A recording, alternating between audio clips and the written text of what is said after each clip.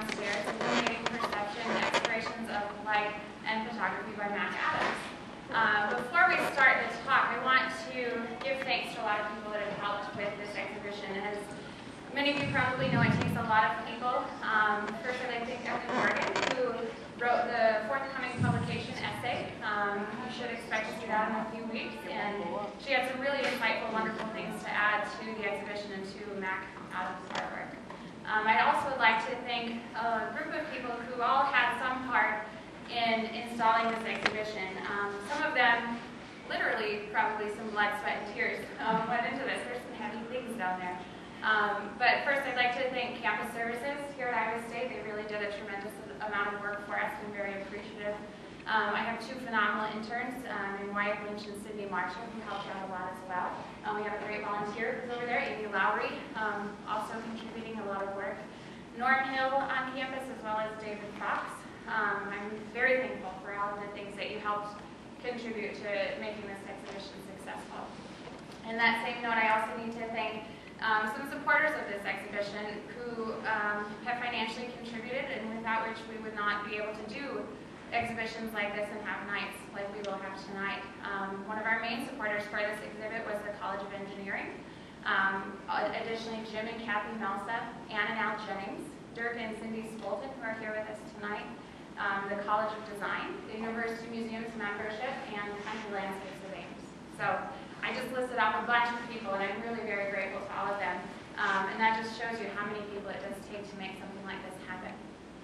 I'm going to just give a quick introduction to our guest here. Mac Adams was born in Wales, currently resides in New York, New Jersey area.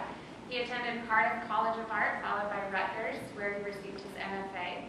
He's currently a distinguished teaching professor at SUNY University in Old Westbury, New York. He has had international success as an artist with over 60 solo exhibitions, 14 major public art commissions, his most notable being the Korean War Memorial in New York City. It was the first memorial to the Korean War in the United States. We know him here on campus because of one of our favorite pieces of art on campus, the Moth, is located outside of Cooper Hall in the Department of Computer and Electrical Engineering.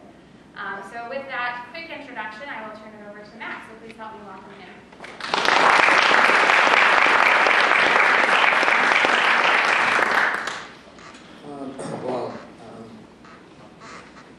I'm going to show a variety of work over the last 30 years. So, I mean, when I do talks like this, it's very difficult to know exactly what to show people. Because I always feel like you show too much and bore people to death, or it could be too little. But I think probably too little is better than too much. I've titled this talk "The Narrative Void." I'll explain a little bit about what the narrative void is in a minute when I get started. But we'll get started.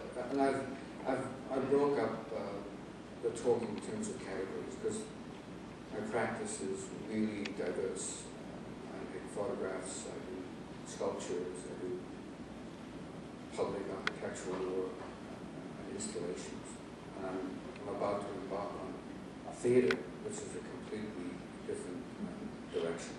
But I think it's all very much related to this, to the idea of story. I don't have a particular signature where you can recognize what I do, like a lot of other artists, but I think that there's a conceptual thread, and it's usually about the exploration of narrative that links it all together. This was one of the first works that I did. And I guess you could say that my photo practice is very much about the effects of context on visual information. I was always coming out of grad school. I guess what generates this is, I was in grad school in the late 60s, and there was a completely rethink about the relationship of what the function of art was. We were just coming out, it was still at the end of a horrible war in Vietnam. Students were, at least the grad school that I was in, was going through a complete rethink about possibilities of what art is in society. And the school was a complete hotbed of experimentation. I mean, the professors essentially had given up. They didn't know how to answer the questions that were thrown by the students. And so, I began reading semiotic theory, people like Barth, Benjamin, Foucault, what I call the usual suspects. All these, and I didn't do photographs when I was in grad school. I was folding up essentially garbage. I was finding stuff off the street and just folding them and categorizing them into kind of systems. The photograph came much later, about 4 years later, after I left. And I usually find, I don't know if there's only students here, but it's interesting that I find that what you do in grad school has got nothing to do with how you enter the professional world. Grad school has a lot to do with making your professors happy. And it's got nothing to do with your identity, your self-identity. I think all that has to be rediscovered. And it's tough because when you leave, nobody cares if you ever work again. Maybe your mother, or girlfriend, or boyfriend. So it's a kind of total rediscovery about why you want to do this. And I think it's, I think it's very important that we formulate I think ultimately a kind of, a political ideology about why we're doing this. So, many of my friends when we left were really good writers, and they were writing for theoretical text about the image of photographs and the role of photographs. And I wasn't a particularly good writer, but I decided that I could make these things. I could make images of these things that represent both the theoretical underpinnings of what I was interested in visual systems. So I essentially adopted. I've been looking a lot at popular genres, mysteries, westerns, romances, science fiction, and I could have done very easily this kind of analysis using kind of abstraction systems, but I really wanted to access the uninitiated, the kind of audience that would still, when you go to an airport, pick up a western or a mystery story to read. And I thought it was and I had other friends who, one person took up romances, because he was always picking up women and he loved to look at them. It was a little misogynistic, but he was an extremely bright guy. He would do these kind of semiotic analysis of their relationship. So I was actually thinking of taking up westerns, and I thought, well, it doesn't really make sense. What is a guy from Wales doing with westerns? I mean, it makes more sense that I deal with mysteries. The British have this huge tradition of Sherlock Holmes and all these mystery writers. So I began. I didn't really want to do blood and bodies. I thought I was very interested in first of all, I was interested in how you can compress this severe compression of narrative. And I was very taken. I didn't realize that Hemingway, had written the masterpiece of flash fiction that is completely compressed narrative. And he said that this was the best thing he ever did. And it came about by someone made a bet that he could write a story in 6 words. And what the story was for sale, baby shoes, never used. and we'll go on, and there are four streams that control all narrative. I'll show you a while, but that idea of that extreme compression really appealed to me. And then I realized that and I thought I would try to tell these stories in no more than 3 images. I tried to do one, I did some, but that was extremely difficult. But you needed 2 because you needed a time reference, kind of before and after. Or even though that these are stories that take place, they're stories that you enter. They never begin. You're in the middle of something. And I realized that the space between the images is where cognition plays. That's where understanding plays. And what the narrative void is, it's a film term, that between each frame when you make a movie, there's an actual space. And in that space is where is the actual movie, is the understanding and the perceptual. It's where cognition actually lies. So it's interesting when you think of a movie that you're experiencing a series of voids outside of what the actual images are. And that's where you understand the nature of the story. So this idea of this emptiness that's related by images really got me going and started to think about the nature of the interrelationships of things. The space that lies. It's in a mystery story. It's the lipstick stain on the glass and the gun. It essentially mean nothing. It's the relationship between the two where the answer, the solution resides. So I began seeing kind of stories. And this one is called The Mystery of Two Triangles. You probably can't see it, but the guy with the cigarette, he has 2 triangles tattooed in his upper arm. And it's all about this one is about the kind of meaning and structure of what these inverted triangles actually mean. And it can mean many things through different cultures, and it's really, that becomes a kind of a key to what is actually going on. Some of the meanings are fire, water, male, female. I sort of forget what the other ones are. They refer to the body, in this case, the land is inscribed just as much as the person's body. So it starts to give a profile of a criminal when you start to go through this. And I certainly don't expect anybody to know any of this stuff. But that's what makes the mystery. If you were to live with this, every day you decided to do some kind of research as a detective, more and more information would come out about it. It would get tighter and tighter, and it wouldn't be arbitrary at all. But what all this means is that you have to read the image as a text.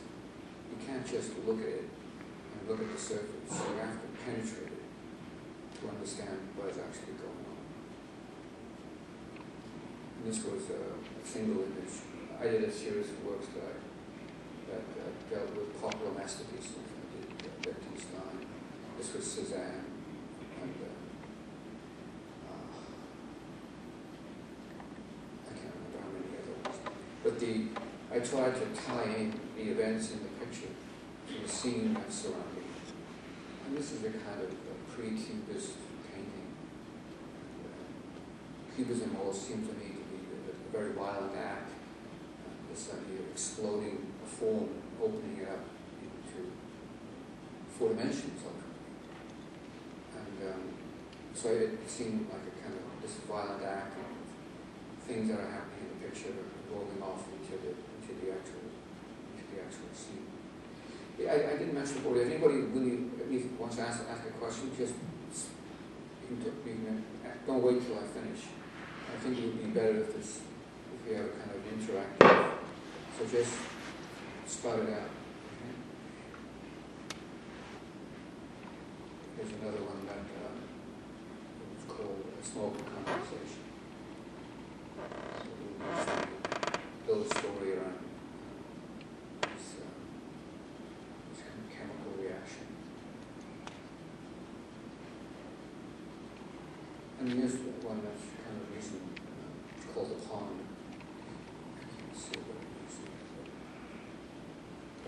And it's a single image that's cut, that's analyzed into 3 parts.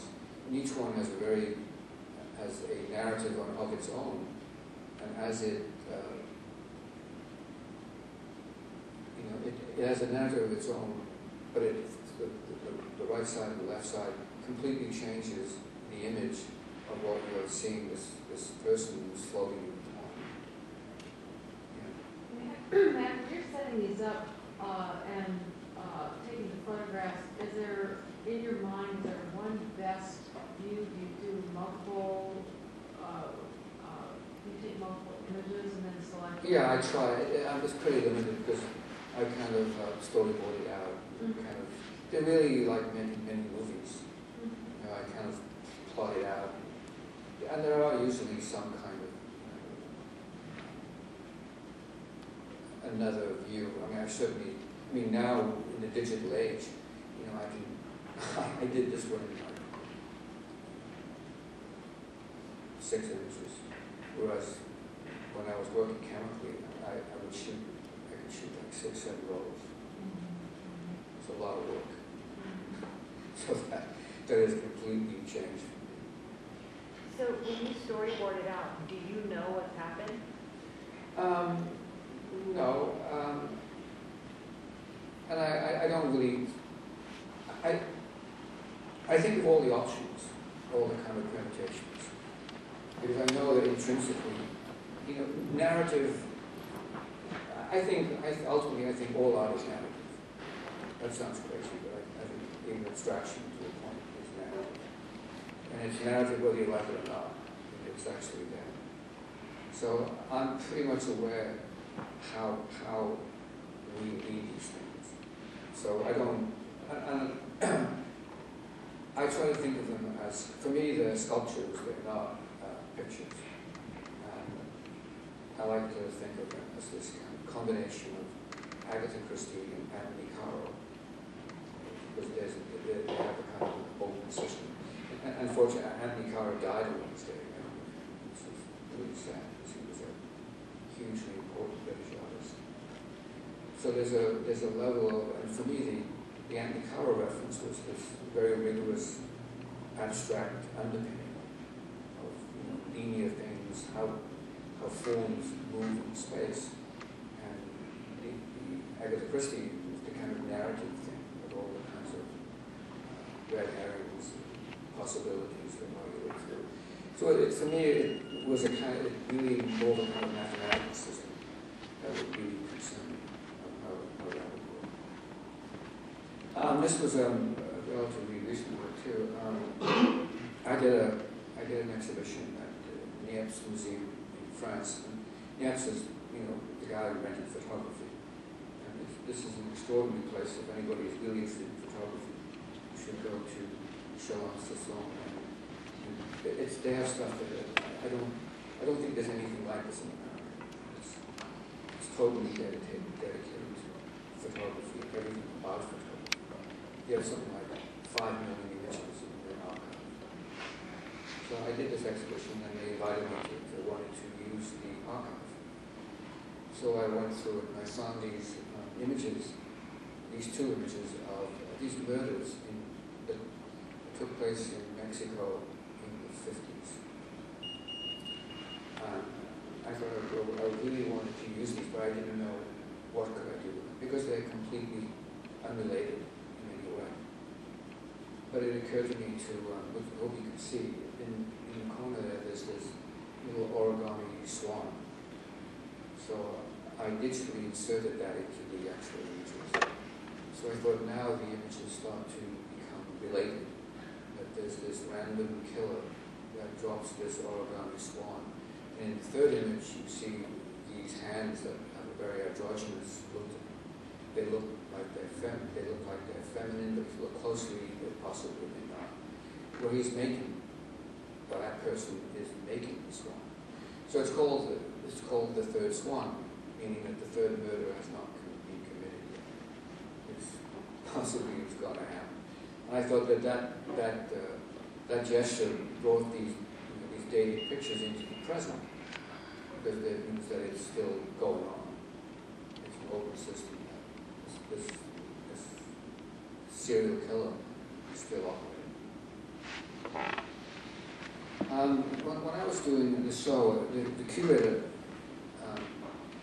said, he said, Mac, you know that you have 4 sources to all narrative. I said, really? He said, yeah. I said, it's your relationship to death, your relationship to love, your relationship to your parents, and your relationship to God. And I thought, wow, I have no idea if that's true. Then I began thinking about as an example, of the Hemingway 6-word story. And that story contains all 4. So I thought, what an extraordinary piece of compression. The relationship to God is not mentioned because Hemingway was an atheist. So by its omission, he's still actually dead. So I thought, this is, wow, that really is good. So I began, it also occurred to me that, the majority of the world doesn't experience photographs in beautiful frames on white walls. Most of the world experiences photographs in their hands as small snapshots, or in magazines, or newspapers, or attached to their refrigerators.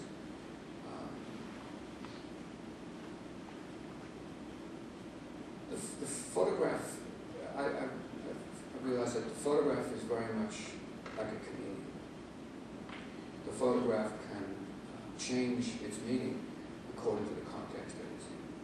That you can take one photograph, very simple photograph, you can take it to a police station, you can take it to a hospital, you can take it to a school, or you can experience it in your own home. And the meaning of that picture will change radically according to the context that it's actually in. So I began thinking, well, what would be the equivalent of a context to experience these pictures? So I decided that, a tabletop is probably a contained kind of contextual entity. So this was an exhibition I did at the Wudam in Luxembourg. The Wudam is this wonderful, extraordinary museum of contemporary art. It was designed by Pi. It's this masterpiece of architecture. But so I started to do these. I began using the archive from Yeps. I began categorizing the photographs in terms of. I didn't really think about what they represented in terms of story, but I began to categorize them what I thought was in terms of motif, some kind of similar motif that was being repeated. And I realized that stories were coming up that I could never even think about, because of the human nature to make a narrative connection, even through the simplest devices. And I began thinking of those 4 themes, and I thought, wow, does this mean that one could make a continuous work that could touch upon every story you've got? I thought, wow, am I insane, or was this a possibility? So I've been working on this big project for the last 4 years called Loose Threads, which is this accumulation of images and placing them on different tables from different periods. And they kind of look like this. This was what I began. So I used the drawers inside to embed images.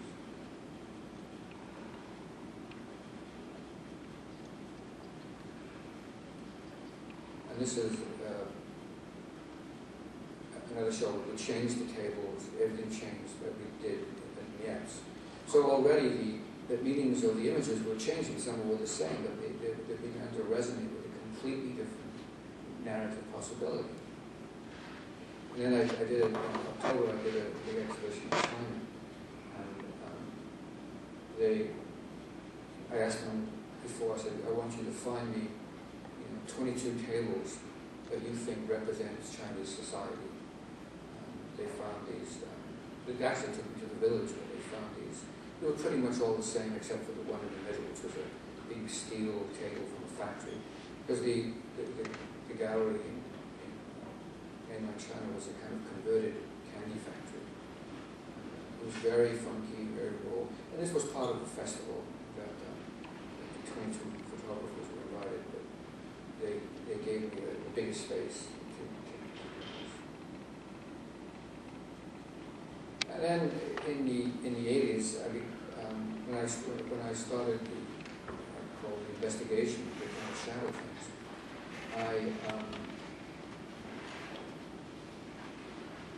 I was starting to become sort of very angry about what I was actually seeing politically. This was under the kind of Reagan, Thatcher years, and it seemed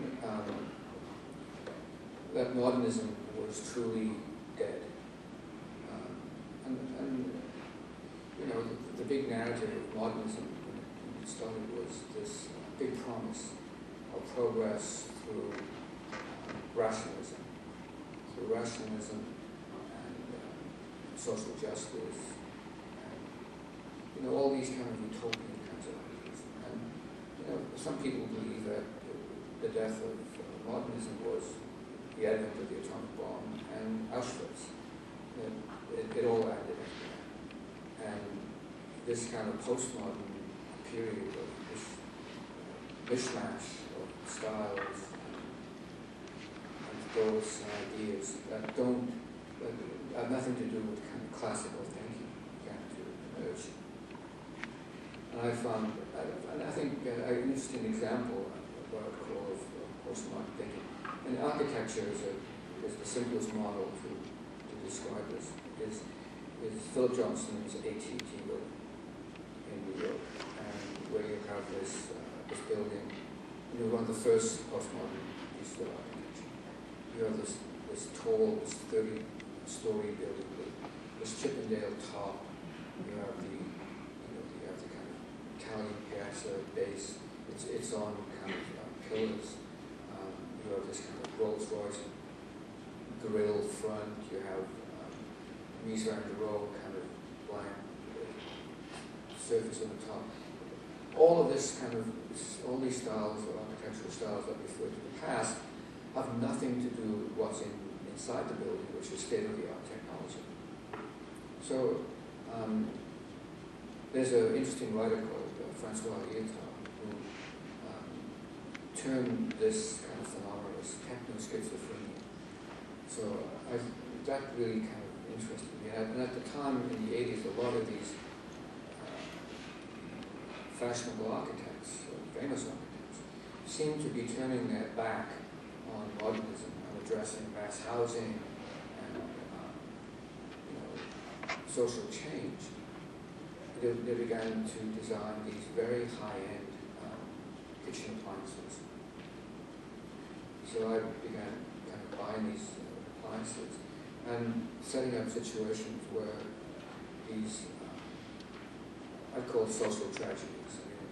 The whole series of photographs were called postmodern tragedies. Things that these objects didn't address socially. I'm not a documentary photographer, but I thought it would be interesting if I could construct something in my studio that reflected what I was thinking about happening at that time. This was, again, my rationale for not writing about it, making kind of images about that. And I thought this gun, this teapot, was, the handle was like a pistol, the front was like a gun. So this young child who's possibly going to shoot his parents with this gun is a complete schizophrenic condition. I mean, form and content are not matching here, which is how we've been told to think about design. It's been completely opened up into something else. This is what it's called interrogation. I mean, this was done in, I think, 1983. But it's sort of interesting that, it's close to 30 years, but it's reflecting what has happened since. These, renditions and taking people, interrogating people. I mean, at the time, I was thinking of what was happening in Ireland.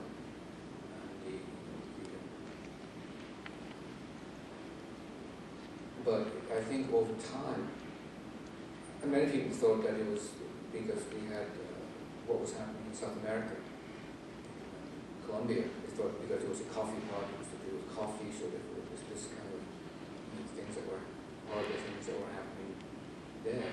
But I found it very interesting that a lot of the stuff now it looks very contemporary. It looks like it's about what's being happening in Iraq, or Syria, or any of these places.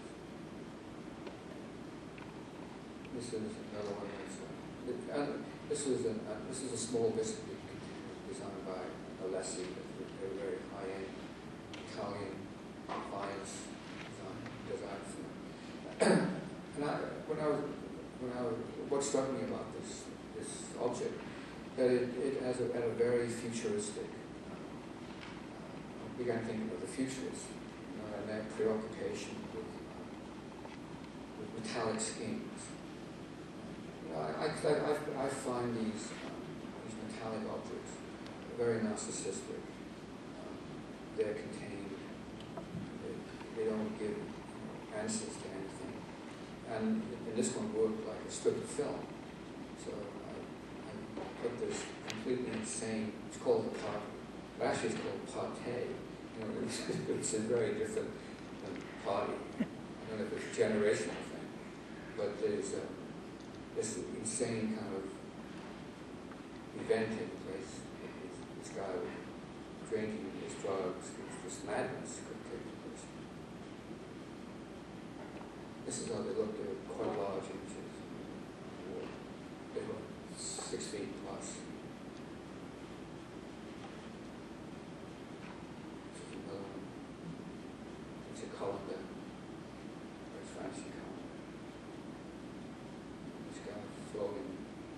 And this was not digitally constructed. I was actually in the middle of this pond getting this thing balanced on set. It was really difficult.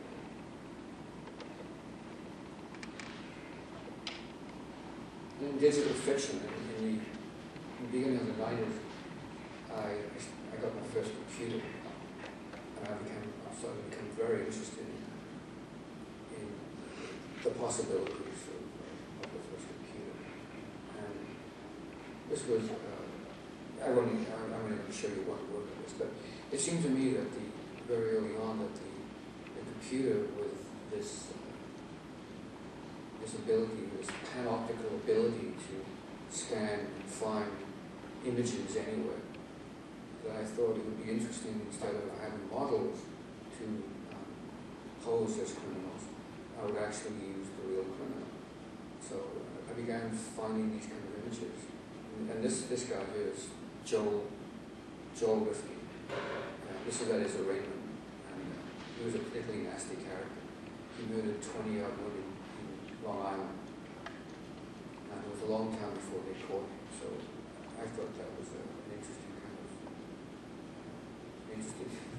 guy to start with. And this Oneida, very high-end piece of glassware. So I began making these kind of hybrids, where they become reflections on this glass.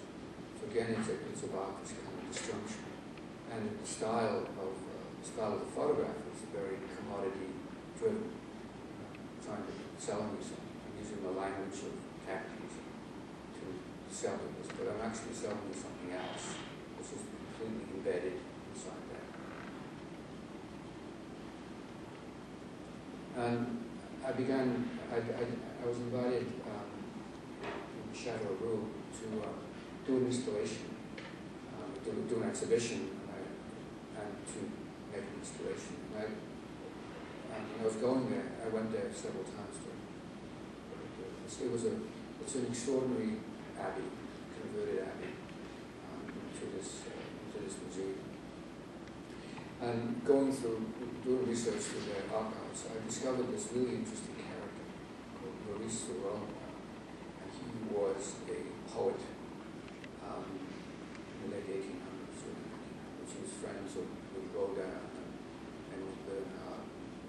But he essentially, and his poems, and often he would sing his poems, which dealt with death. He was kind of a very down guy, but he who'd seen these poems, and he essentially got burned out, and he left Paris and went back to his hometown, and essentially became a kind of a landed gentleman. He was from a very affluent family. But I found this character in the kind of the archives of the museum, and decided to really work with him. He eventually died of suicide, or attempted suicide. But in the pictures that I found, he was married, but he was separated. He was never with anyone. He looked very kind of lonely. So I decided I would invent a fictional woman. I digitally inserted this woman into these photographs where he existed. So I thought the challenge of changing history digitally was an interesting kind of idea. And of course, as you know, this can be done. That's the danger of digital arts. They can go back and totally change history. And so I did this installation at the time of in the 1800s. What was wonderful about the museum was the house next to the museum was owned by General Bertrand. General Bertrand was the guy who died with Napoleon. He went to Elba and died with the second in command. And his wife still lived there. So they lent me all the stuff that was authentic. Bertrand's wife's dress, underwear, clothes, furniture, the whole 9 yards. I thought this could never happen in the United States, this valuable stuff. And George Sand, the writer, lived very close to the Chateau, and they wanted me to include her in the narrative. So we got a perfect replica of George Sand's earrings, which was placed in the picture. But it was a story, again, here's Roland out here, and here's the woman that's inserted in there. And I put jewelry in there, but all the kinds of things that you could actually see in the photograph. So we completely changed history, and we changed the document into a kind of into a mystery story. And there was a form that looked like a body. Here's George Sand over here. There's this fictional woman. There was this idea of trying to mix the contemporary with the past, and I hired a opera singer who's been recorded to sing Roland our songs, and that music was wafting through the entire abbey, which was very haunting. Which was really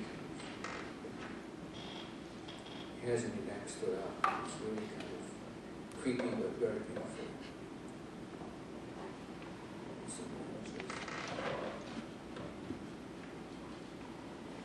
And I say this is about fiction in real time. When I was making the mystery pictures, I also, at the same time, I was making these installations, these structures that dealt with a room that you could experience, or a space that you could experience. I based the whole series on the house. So I dealt with the garden, the kitchen, the living room, the bedroom, the attic. I did a swimming pool as well. That was really kind of, we shipped an above ground pool to Europe, and we installed it in this museum. Everybody thought this thing was going to break, and it was like the tidal wave running through.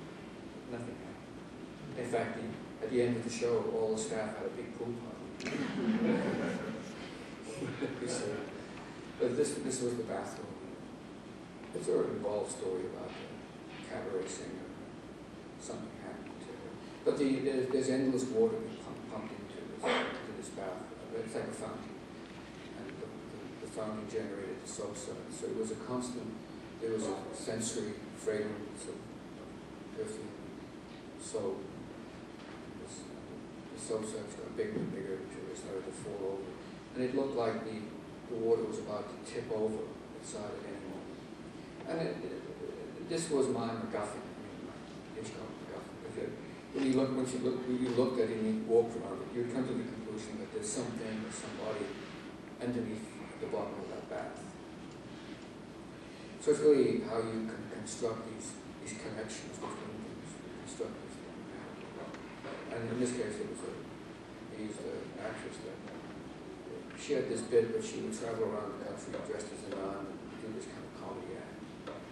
And she dressed as Miss America. She was sweet. And all this is, the photographs I used was all her actual kind of portfolio. So look at it. And things embedded, laid around that you had to read. And you could construct the entire narrative event that took place. And I like this idea of telling the story backwards, which essentially is what detectives do. They have to tell stories backwards. And it relies a lot on memory. Memory becomes very important. And then there's this forensic sense of embedded secret information that has been happening. This was called The Passenger. It's a large Harley Davidson bike on this 50, 60-foot strip of earth. And there's a rucksack and clothes. Something's happened to the passenger. It's about making the connection, what happened to her, where she is. You really have to walk up and down this body of earth. And there's a little piece of material at the end which you have to kind of discover. And things start to come into focus. This is a piece called Blackmail. This is an interesting story, actually, because I first did it in 1975, very early on. I've done it about 8 times. Each time I do it is very different. It's actually, this version now is actually sold. And it's in a collection in France. And, again, one can completely reconstruct what went on. And it's a classic story of blackmail. This guy on the side here, my character is standing next to Rockefeller, Happy and Nelson Rockefeller. Do you all know who this guy is? And then the other side is this guy getting married was a very elaborate marriage. So, I would say through semiotic analysis of this, you would say that person is a politician. He's with Rockefeller. It's interesting that Rockefeller is giving the peace sign and he's giving it all wrong. It's actually, fuck you. I mean, he's totally as opposed to that. So in terms of the kind of sign language, there's all these strange contradictions. And Rockefeller died about 4 years after this, in a very similar way to what you experienced through his work. He was having, the story is, he was having an affair with his secretary, and he died making love. And this was a story that was hushed up so fast, you could not imagine. And now it's opening up a little bit more too. Apparently they paid the secretary off with a townhouse on the Upper East Side. And I think it wasn't a lot, it was like $150,000, which I guess in the 70s was a lot of money. And she never, ever spoke about it. It was like he was dead. But, Rockefeller has a very checkered, he's responsible for these merciless drug laws in New York, which was going where people would be put in prison for life for just having a small amount of marijuana. And he ordered the Attica massacre, where the army came in and just shot all the convicts that were protesting. And many of them were, political protesters. They weren't murderers. Anyway, it's another story. And this was a work that I did. I think it was 2007. I was invited to do the show in Strasbourg. I had already done the university had commissioned me to do a work for them. And then the art center, Contemporary Art Gallery, which is a very interesting place. It's a converted shoe factory. It's really beautiful. They have these extraordinary spiral staircases, Art Nouveau spiral staircases. So it's really an amazing place. But one side of the museum faced this street, and it looked like a kind of a shop. So I decided to do I thought it would be interesting, what if we make that shop into a chop shop? You all know what a chop shop is, right? Where it's a place where people steal cars and they dismantle and they sell off the stuff in the shop. So they got me this beautiful old Peugeot, which we stripped, and it stayed outside the museum on blocks for about 4 months. I mean, it was you had to get a permit from the police department, and just you can see there was stuff that they pulled out of the glove compartment, and we took out everything and just totally deconstructed it with a strong promise that it would all go back together perfectly. And then all the stuff was laid out as if we were going to sell it. But there was an image on the wall which obviously had been taken out from the car, and it said someone just took it out, pasted it on the wall. And that image became the kind of key to understand